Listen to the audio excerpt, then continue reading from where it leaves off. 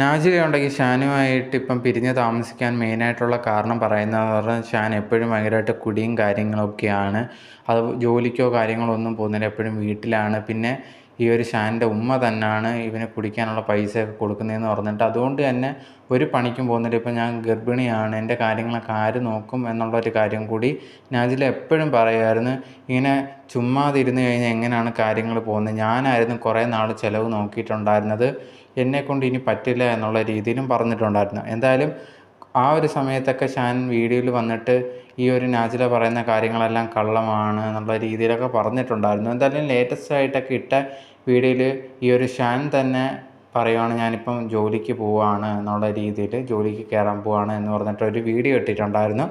So ബാക്കിയുള്ള കാര്യങ്ങളൊക്കെ അതിന് ശേഷം ഒന്ന് പറയാമെന്ന് പറഞ്ഞിട്ടുണ്ടായിരുന്നു. ഈ ഒരു സംഭവം കഴിഞ്ഞതിന് ശേഷം കുറേയധികം പേര് ഈ ഒരു നാജില ലൈവിൽ വരുന്ന സമയത്ത് കമൻ്റൊക്കെ ഇട്ട് ചോദിക്കുന്നുണ്ടായിരുന്നു, ഇപ്പം ഷാനുണ്ടെങ്കിൽ ജോലിക്കൊക്കെ പോയി തുടങ്ങിയാലോ, നിങ്ങൾ ഒന്നിക്കുമോ എന്നുള്ള രീതിയിൽ ചോദിക്കുന്നുണ്ടായിരുന്നു. ആ സമയത്ത് നാജില പറഞ്ഞൊരു കാര്യം എന്ന് പറഞ്ഞാൽ ഇപ്പം അതിനെപ്പറ്റി ഒന്നും ചിന്തിക്കുന്നൊന്നുമില്ല, എന്തായാലും പണിക്ക് പോകട്ടെ, നല്ല രീതിയിൽ ജീവിക്കട്ടെ എന്നുള്ളൊരു കാര്യം കൂടിയായിരുന്നു നാജില പറഞ്ഞിട്ടുണ്ടായിരുന്നത്.